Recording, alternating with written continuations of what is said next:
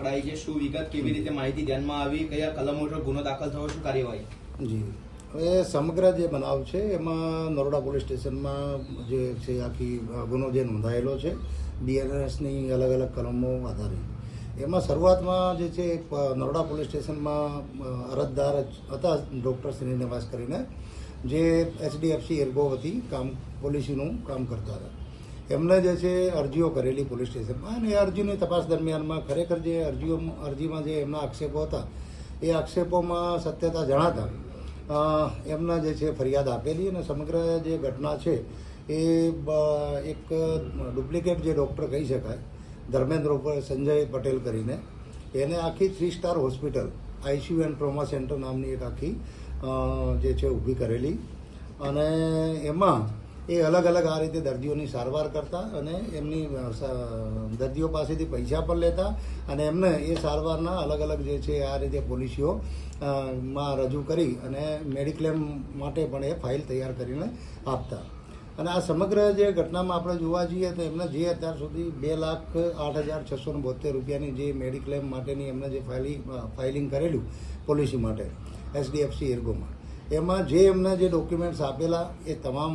Force document છે. જે હોસ્પિટલનું રજિસ્ટ્રેશન છે જેમાં આપણે એએમસીનું જે ફોર્મ 5C જે લેવામાં આવે છે એ બી આખું બોગસ એને સહી સિક્કા કરીને ઉપજાવી કાઢેલું છે.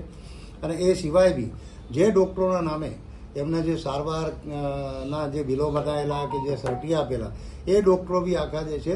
ક્યાંય આપણે એમાં રજિસ્ટ્રેશન ગુજરાત મેડિકલ કાઉન્સિલમાં જે રજિસ્ટર્ડ ડૉક્ટરો નહોતા, અને ડૉક્ટરો અને દર્દીઓની સાથે એમની બેદરકારી અને જે દર્દીઓની હેલ્થ સાથેના જે ચેડા કરી અને આ રીતે એ આટલા ટાઈમ 2024થી સમગ્ર જે છે આ હોસ્પિટલ ચલાવતા હતા. જેથી આને તાત્કાલિક આપણે કાર્યવાહી કરી અને હોસ્પિટલમાંથી જેટલા પણ ડોક્યુમેન્ટ્સને જે સહી સિક્કા એને અત્યાર સુધી વાપરેલા એ તમામ આપણે એમાં પોલીસ તપાસ અર્થે કબજે લીધેલા છે, અને આરોપીને પણ આ કામે અટક કરેલો છે. અને આ આરોપીનું અમે જે છે ભૂતકાળે તપાસ્યું તો એને 2022માં બાદ એચડીએફસી એર્ગો કંપની સાથે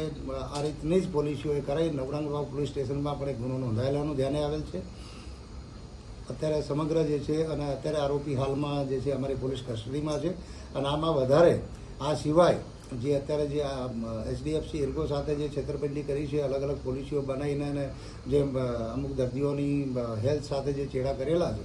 એ સિવાય બી બીજા કેટલી આવી પોલિસીઓ એને ડુપ્લિકેટ આ રીતે મેડિક્લેમમાં મોકલેલી છે કે બીજા કેટલા દર્દીઓ સાથે એ રીતે હેલ્થના ચેડા કર્યા છે. એ સમગ્ર બાબતની જે તપાસ માટે જે છે આરોપીના પૂરતા રિમાન્ડ પણ લેવામાં આવશે, અને હાલમાં જે છે સમગ્ર તપાસ ચાલુમાં છે. ડોક્ટરનું બેકગ્રાઉન્ડ શું છે? ખરેખર ડોક્ટર હતો ને બીજી હોસ્પિટલ સાથે જોડાયેલો છે કે નહીં? નહીં, એને કોઈ જાતની પોતાની પાસે કોઈ એવી કોઈ ડિગ્રી નથી કે જે પોતે સારવાર કરી શકે.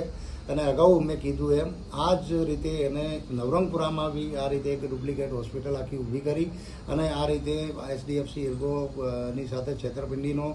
સેમ જે છે આ રીતે પોલિસીઓ અને ખોટા ડૉક્ટરોના સર્ટીને બનાવી અને અગાઉ પણ જે છે 2022માં આ રીતનો ગુનો આચરેલો છે. અને આ હેબિચ્યુઅલ છે, કારણ કે 2022માં જે નવરંગપુરામાં ગુનો દાખલ થયેલો ત્યારબાદ એને એ વિસ્તાર છોડી અને નરોડા વિસ્તાર પસંદ કર્યો, અને એમાં પણ આ રીતનું એનું આખું જે છે કૌભાંડ અત્યારે સામે આવેલું છે. સાહેબ, આને 2 અલગ અલગ હોસ્પિટલો ચાલુ કરી, બંને હોસ્પિટલો